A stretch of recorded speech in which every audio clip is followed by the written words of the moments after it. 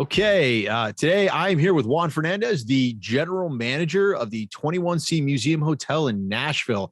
How you doing today, Juan? I'm doing well, Chris. Thank you for having me today. Very excited to have you here. You've got a great background, a great history here. Would you mind sharing just a little bit with us, kind of how you got to where you are and a little bit about yourself?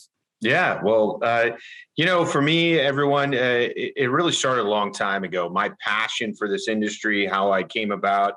I grew up in Milwaukee, Wisconsin, and my family was in the service industry. They ran restaurant and bars. So as a young man, a young boy, 11, 12 years old, you go to work with your mom and you help out where you can. And I grew up in this business and decided, this was the love of my life and really what I enjoy doing, making those connections to people every day started at a young age. So growing up in the Midwest, obviously very, very hospitable style and people there that are very open and very talkative. So it was a natural progression for me in this industry to continue onward as I finished university. Throughout that, I was able to, venture starting into hourly roles. And then I was fortunate at 19 years old, who at 19, but it can happen. 19 years old, joined the Hilton manager and trainee program while I was still in college. So I'm taking, 14 credits, 16 credits a semester and plugging away 50, 60 hours a week. Hello, what am I thinking? Crazy, right? So be in this business and just kept going from there. So that was great opportunity right at the beginning at a young age to get into a leadership role and grow from there. The big strength for me, I started out in the restaurant side because that was natural for me being part of that from my family background and grew from there. So became a GM, first time GM at 25 years old. So 25 years old, became a GM. Great mentors took a chance on me joining, a Hilton property and moving in that direction. And from there, just progressed, a lot of food and beverage outlets and restaurants, a lot of GM opportunities. I've lived probably 15 states and I've lived in 7 countries. So it's definitely an opportunity, being in this industry to move around, to be adventurous, as I like to tell people, and don't be afraid to engage in a conversation, because in the end of the day, that's who we are in hospitality. We build a place for someone to sleep, eat, and dream, and if you can provide comfort in any facet of those 3 things, you're doing a great thing, and you're being an innkeeper, you're being a hotelier, you're being a restaurateur, you're being a hospitable person. That is absolutely inspiring, and you are 100% correct. I loved hearing the travel aspect of your career. I traveled a bunch of places myself, and I think that's one of the things I cherish more than anything is being able to practice hospitality in all these different locations with all these different associates and leaders and guests and experiences. It really builds a great background for yourself. And then, obviously you get to share that with people as you go in your career. I think that we all benefited from that coming up in the industry. It almost feels a little bit different now, post-pandemic. Are you seeing as many managers move around on your side? Or are you seeing as many, as much transition through the careers as you did maybe prior to the pandemic? I think the pandemic piece itself made us all in this industry hit the reset button. Because you think about so many of the larger name brand businesses in our industry of hotels, Hilton, Marriott, Wyndham, now you have Sonesta, just to name a few, which are the bigger brand places. Hyatt, a lot of them for so long would have a mantra and say, you know what, GM, senior director, you got 3 years in one place. After that, you kind of get stale. You know, we got to think about a move. Your executive chef. We got to think about a move. We got to think about a challenge. You're getting your things are just not progressing. You know, we feel that they're kind of flatline. Even though someone from a business perspective, your performance is still there. You're making your profit. Your guest service scores are still there. But there's always that mindset and thought is somebody getting bored? You know, are they bored as a leader in their local community? What I think now changed a little bit, and you started to see a change when the labor market became difficult, you know, where it was hard to hire someone pre-pandemic time. How do you begin to nurture and build the labor force in the next generation to come? And then the pandemic hit and everything stopped. You know, no one went anywhere. It was like frozen, you know, let it go kind of moment. And then everyone has to hit play again. But now, where's the labor force? You know, what my food and beverage director is not coming back. You know, my GM, who I had to say goodbye to, is not coming back. You know, where are they finding the next up and comers that will step into those roles? And I think where a lot of businesses, and you can take this not necessarily in hospitality, but anywhere. I think a lot of businesses, they didn't think about from a pre-pandemic standpoint how they were going to begin to build into those generational training environments. And what I mean by that is, what are you doing in your vocational schools? Who's going to the high schools and teaching business interaction? You know, who is going to the schools and teaching simple, you know, carpentry? Who is going to schools and teaching them business ethics 101? You know, right. So many people and so many companies pre-pandemic and even now post-pandemic have not thought about that generation and how they are going to start to build them up, knowing that this potential 16-year-old, 17-year-old, 18-year-old, 19-year-old coming out of primary school, high school, or into college are now going to have an opportunity to maybe join the workforce. So that is the piece, I think, from a business standpoint, as an owner, a vested owner, or as a brand itself, that they have to have belief that that training money that they're putting in there is not only a benefit of their hotel, but how do they create that benefit of their community?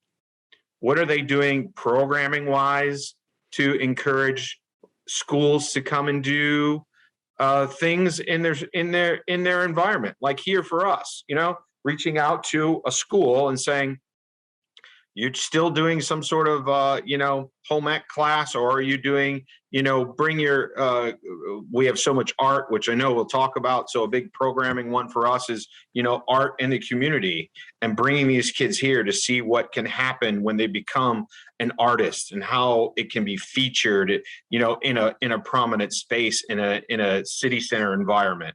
All those sort of things. I think from that aspect, as a owner, as a brand business, they can't lose sight of how they have to go generations, years below, that are getting ready to come in the workforce, and spend that time to begin that process of making them potential employees and potential team members, potential small business owners, any of those things. Because right now, so many places are putting a sign up on the door or posting on online job platforms, but no one's engaging in the community, you know?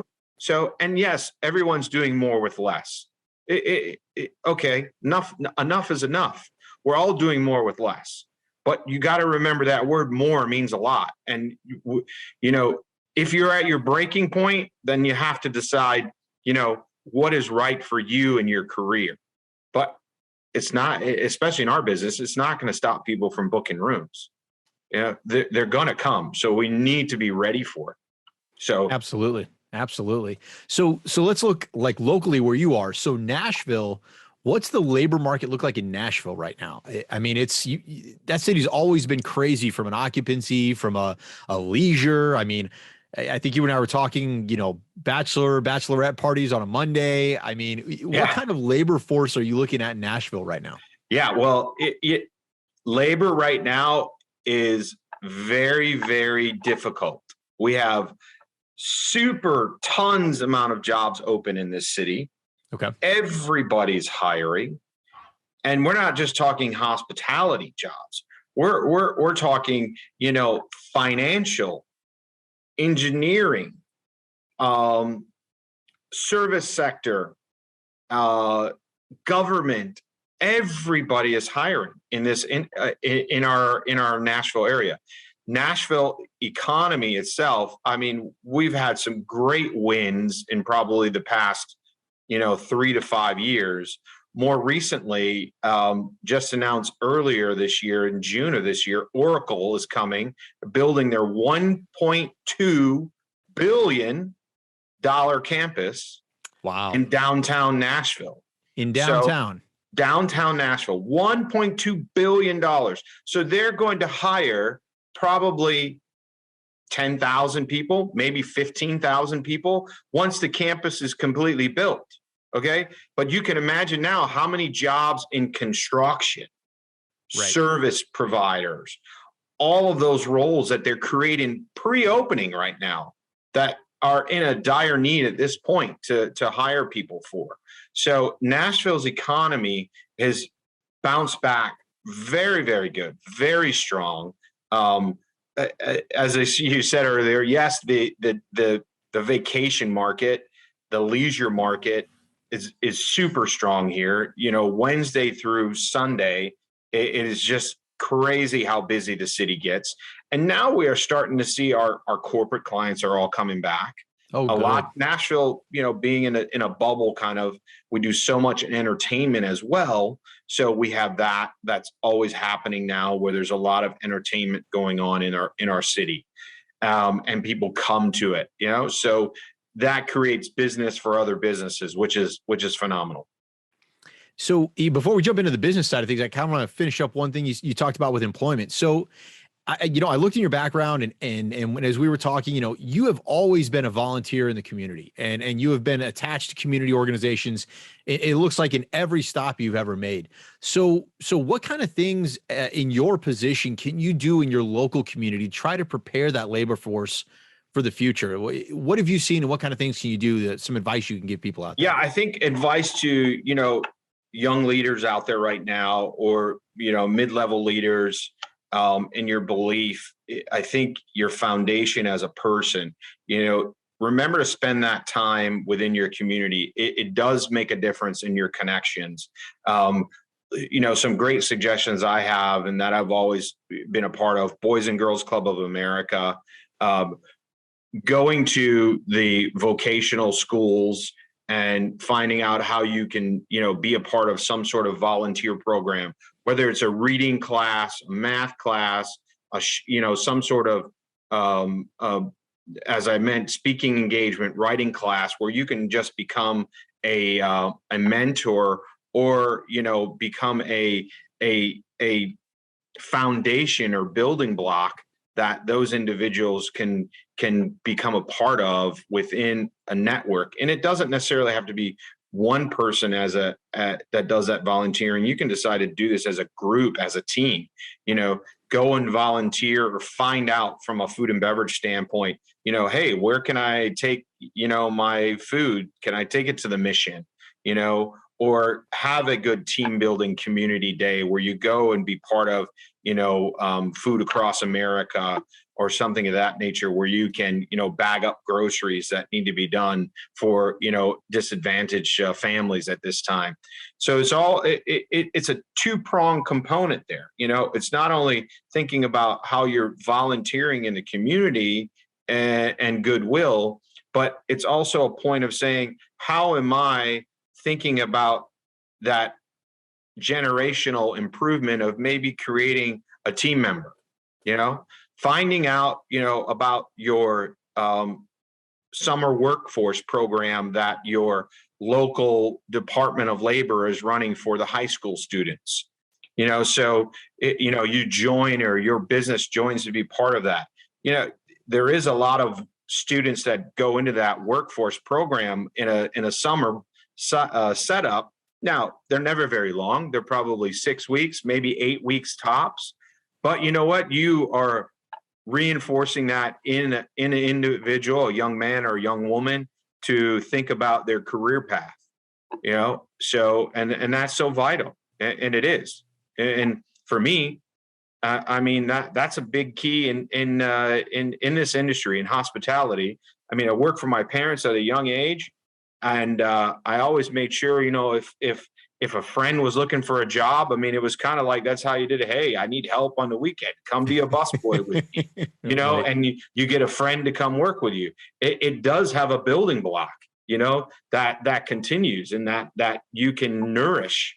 And it's not for every business. There's so many restrictions in our industries right now that you have to, think about safety and compliance.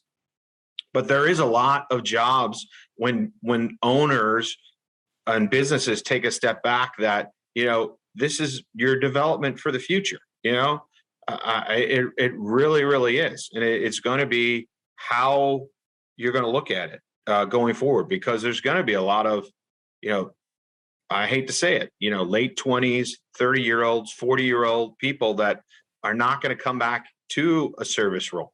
They've seen a vision and quality of life that they've now figured out a way to be happy, to make their budgets work per se, and they may take a stay home role. Right. So, and again, you and I talked about a topic to cover today, and we are nowhere close to that, but I'm going to keep going on this thread here, if you don't mind. So one of the questions I have, you came up through the Hilton management program when you were 19, right? I was 21. It was in the Marriott development program. One of the things I don't see right now, and I get it from a budget perspective, right? You don't see a lot of MDPs. You don't see a lot of development programs. You don't see a lot of interns. You don't see, people taking the chance of bringing summer help on, things like that right now. And I think probably because there's a financial component to need right now. But how are you, as somebody who does asset management, as somebody who has been in the industry for a while, how are you justifying to owners that piece is crucial to the future of the industry? Yeah, I think the engagement part of it with an owner, an investment, a fund, you have to really sell and put your PowerPoints together on your advantages, on why it works. Don't put any negatives. Don't put any cons in that presentation. Only advantages. Get them thinking positive in their head on why it works. And a lot of places, right now, where the labor force is a struggle, in Nashville being one of them, we're already digging back into those pools because we need that. And of course, there is a point of saying there's financial responsibility to be able to still meet the demand of what needs to be generated. I don't see that on the front end from the guests. The guests are willing to pay right now, which is great. And they understand that costs have changed and the demand has risen. So you got to be able to figure out how you're going to supply that aspect to them. And this is the only avenue you can go into at this point. You have to go into some of these workforce development programs, some of these vocational schools, and find where people really want to work, pulling back into interns. I mean, there's a huge internship program still, by Culinary Institute of America, Johnson and Wales, pulling people, over from Europe. They're still there. Yes, you have to, the international programs are still viable. They take a little bit longer now because of what we're going through from a government standpoint and restrictions. But if you have somebody within your network and business that can still make that effort and do it, it can be there. But the first point is probably your most impactful right away in your local community. Go to those workforce development programs. Look at hiring people that have ADA restrictions. I mean, why can't you hire a reservationist who has a restriction? I mean, that's where, from a human resources standpoint, and thank God, creativity that I have in my company and who I work for now, you should be saying that some of this needs to be flexed, and how do you flex it, and what you do to flex it, and being able to figure out the balance. There's so many businesses that, and you probably hear a lot, that are maybe 1, 2, 3, 4 people away from actually being able to do great or, excellent.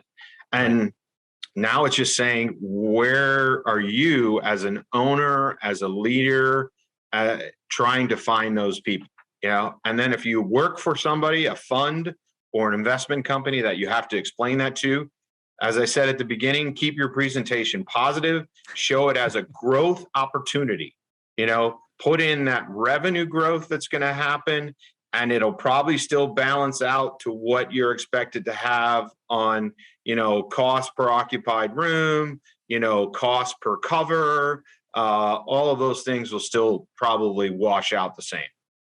Okay. I mean, that's, I think that's one of the hurdles our industry has to get over right now, is that, we have to start looking past this year, right? Past next year, even, right, where our labor is going to come from. Right. I'm sorry, go ahead. Sorry. Yeah. And one other thing, to everybody out there, go back to if you have an owner or if you have a corporate office, go back and fight for an increase in pay, right, not only for your team members that are there, so you can keep that retention higher, but your advantage over your competitive set in your market. You need that, really. I mean, that's the only way to think about the flexibility and the livelihood. I mean, we did that here in Nashville. We made a conscious decision to increase our hourly wages, and we're not talking 50 cents. I'm talking anywhere from $2 to $5 per hour. Okay. And that conscious decision to increase the wage per hour gave us an advantage over the competitive set to be able to resource more people and maybe make the job more attractive. The one beauty of hospitality has always been there's flexibility. Right. I don't need 20 housekeepers in the door at 9:00, to clean rooms. I may need 4 at 7 a.m. I may need, 6 at 11 a.m. because I need people to work later. And there's also that ability to flex, and you can flex in a lot of roles. And so being able to balance out the amount of pay per hour that somebody makes it attractive. So one of the things that keeps coming up in conversation very recently is that, we have done a lot to, I think the industry has understood that you have to start paying your hourly employees, right? We can't have $12 an hour desk agents anymore. Those people just don't exist, and they shouldn't exist. And they probably shouldn't have existed prior to the pandemic. Yeah. But now the next phase is kind of starting, right? So now you've got desk agents, or you've got housekeepers making more than the assistant director of housekeeping because they've gotten up to $20 an hour, and you're still paying, an assistant director of housekeeping $43,000 or whatever that looks like in some hotels. What is your company doing, or what are you doing to address salaried leaders in the same vein with hourly employees? Yeah, I think, from the pre-pandemic mindset, there was a lot more salary roles. And I think as we've reopened back up in a lot of places, several of those roles likely will never return again, or it's been downsized to an hourly position because of the amount of work. Of course. So, it really takes a look at it. First of all, I'll say this, to everybody listening, everybody should get a raise. Okay. From the GM all the way down, just don't alienate anybody. Right. Everybody should get a fair prevailing wage. Figure it out. You're going to end up passing these costs onto the consumer somehow, some way, raising your soda price, raising, like us, we're in the whiskey business too. So raising your whiskey prices in your bar, raising your overnight room price, you're going to figure it out. And yes, you will have some explanations you need to do from an ownership perspective, but it can all balance out from a percentage standpoint to be achievable. So I think you don't leave anybody left out, because if you have an accomplished leader in your building, you're going to lose them. You eventually will. Now, let's be realistic. Okay, the realistic orb of what it is. We're not going to turn around in this industry, and we had a director of housekeeping role for $60,000, and all of a sudden increase the salary to $85,000 because somebody's going to do Right. that. You know what? God bless you, Mr. or Mrs. Housekeeping Director. I wish you all the best. At some point you do say, when is enough? Is enough, because if you're bouncing checks to pay your purveyors because you've overspent per month, you're not going to have your building much longer. The owner's not going to have it, or the owner's not going to have you, and then they're going to press a reset button.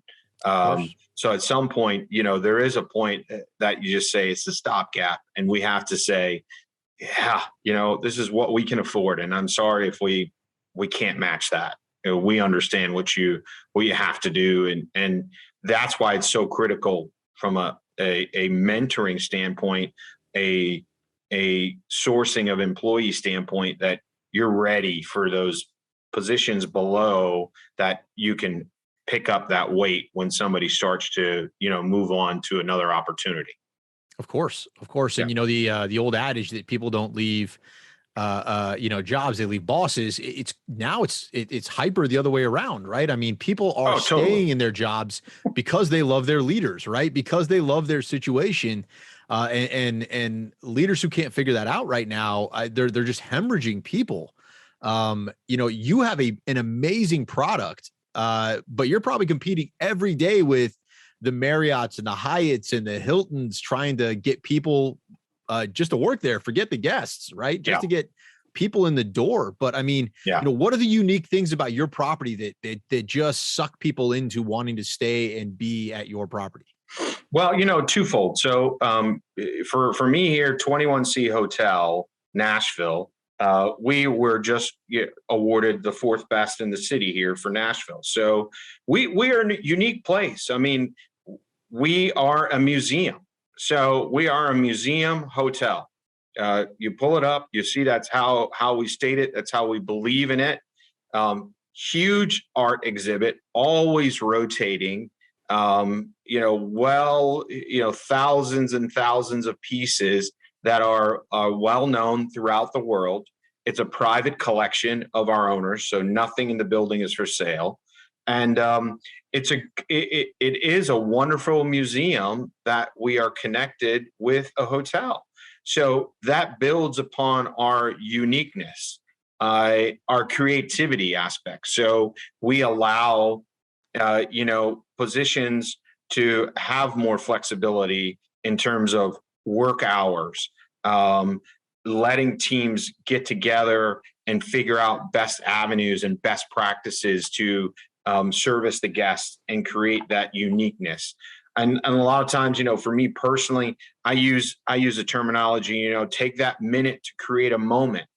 And that holds true for the guest. that holds true for the team member as well. So how can I educate that team member on this unique piece of art?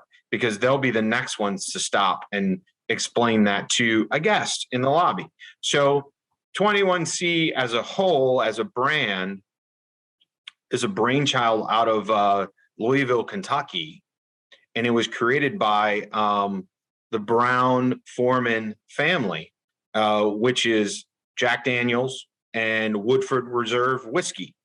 So Miss Laura Lee Brown is a big proponent of art, and her husband, Steve Wilson, created this brand in Louisville circa 2009 or so, right around there, and just grew from there, staying in its boutique feeling and focused solely on the museum and artwork exhibits, and then creating the hotel piece and component around it, and the dynamic and unique specialty restaurants. So every 21C has a different feel, vibe, art, movement, food, beverage. None of us are the same. So the only thing that is unique is that you can take a lot of our team members and move them from one hotel to the other because of the love of art, because of the pieces and being able to talk about them.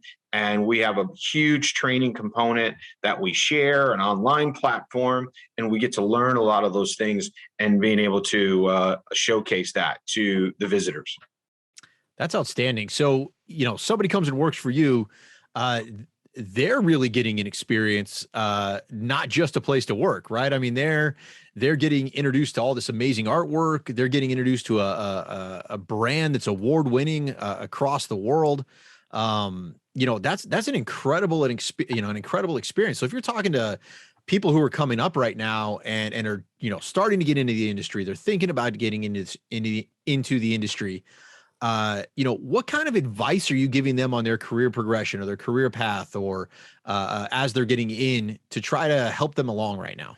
Yeah, I think, a little bit in my background there, I went to get a degree in history, architecture, art history. So that was my attraction and what really made me think about my career path in hospitality, with wanting to align my thoughts of what kind of style of work environment I want to be in.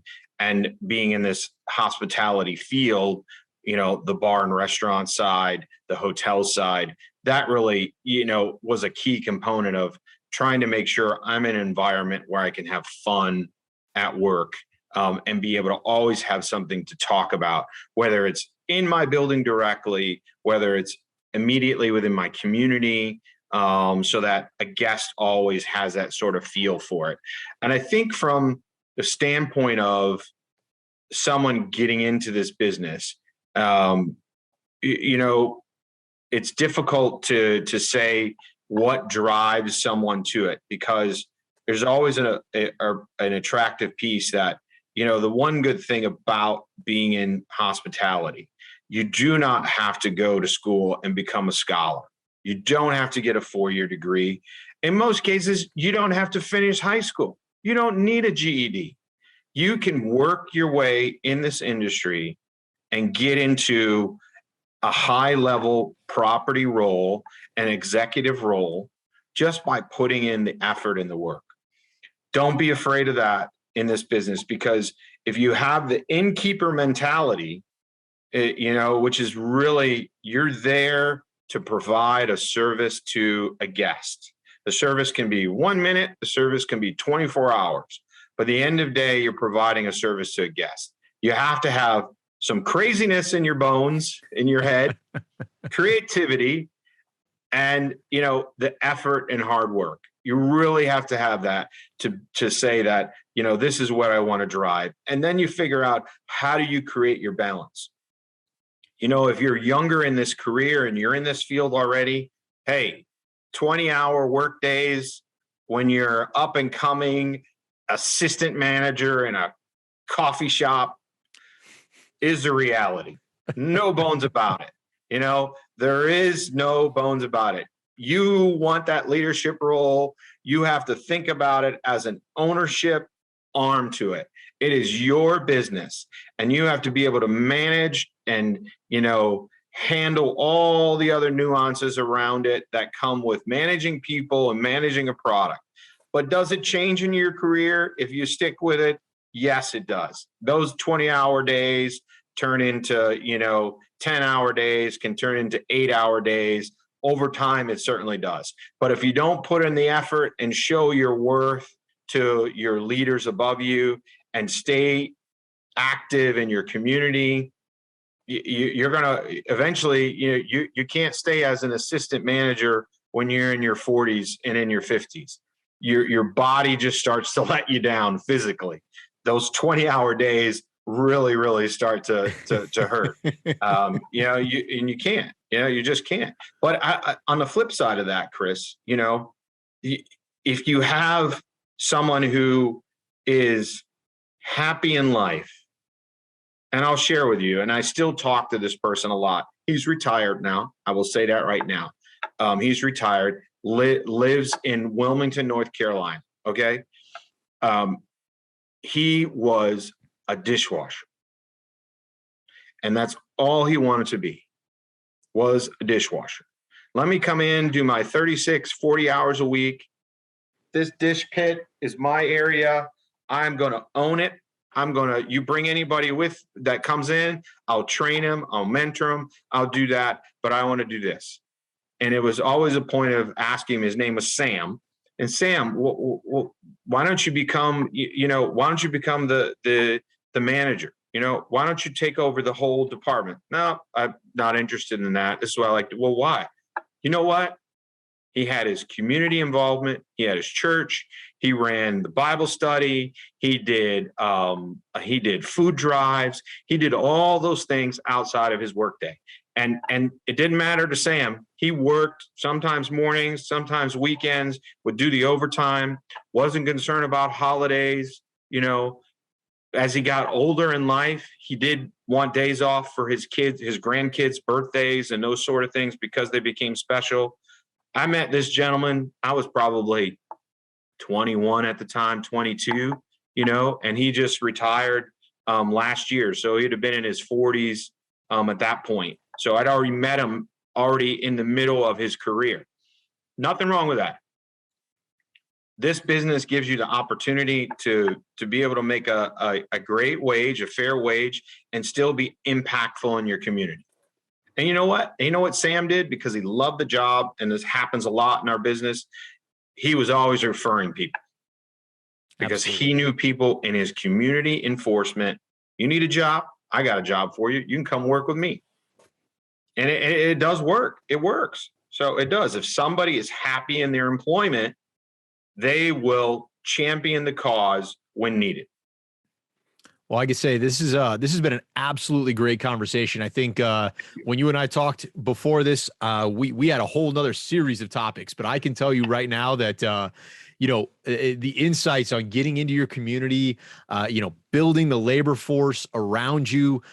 Don't just think about what you have right now or your current problem today. Think down the road and figure out how you can get involved, whether it's vocationally, whether it's with the Boys and Girls Club. Whatever that looks like. I think that was amazing advice. Definitely the work component of what you want to do, realizing that hospitality is completely accessible to everybody. If you're just willing to put the effort in, I think that's a huge insight. And, of course, you work for an amazing hotel in a city that's, like always, exploding, it seems like, business everywhere, which is absolutely wonderful. How are people going to find you, Juan, if they want to come work for you? They want to come see your hotel. They want to see the art gallery. They want to meet you. How are they going to find you? Oh, thanks, Chris. So I'm in Nashville, Tennessee, AKA Music City, USA. So right downtown on 2nd Avenue North. We are actually the only hotel that's on 2nd Avenue and Union. We overlook Nissan Stadium, the football stadium there. Hello, go Titans. And Very easy. So we're in that downtown corridor, right in the lively scene of everything that constitutes, Music City. Very, very convenient for walkable spaces for people to go to. And yeah, come by and see our art exhibit. We have two great exhibits going on right now in our hotel. One in our restaurant, Gray and Dudley, and then another one, obviously, through our 3 floors of exhibit space that people can walk through. And it's free. There's no charge. You don't need to stay here to go to the museum. You want something to do for a day in Nashville and you don't want to hit the honky tonks at 10 o'clock. You'd rather wait till noon to hit a honky tonk bar. Come to the museum first, get a little culture. That's amazing. That's amazing.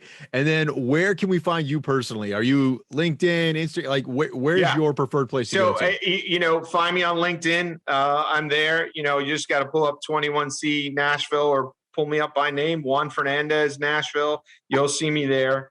And please reach out to me, inbox me, be glad to talk with anyone anytime. I mean, like I say, take that minute to create a moment in somebody's life, whether it's work or personal.